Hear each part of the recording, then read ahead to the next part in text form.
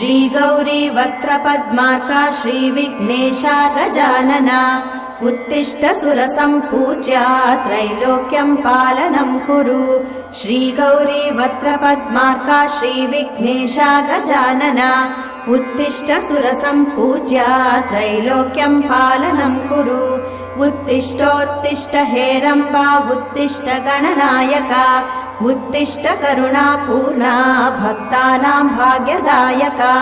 उत्तिष्ठोत्तिष्ठ हेरम्बा उत्तिष्ठ गणनायका उत्तिष्ठ करुणापूर्णा भक्तानां भाग्यदायका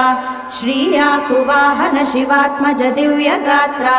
श्रीभिन्नदन्तधनुजान्तक सूक्ष्मनेत्रा सर्वार्ति दुःख शमना फणिराजसूत्रा देवा गणेश्वर विभो तव सुप्रभातम्।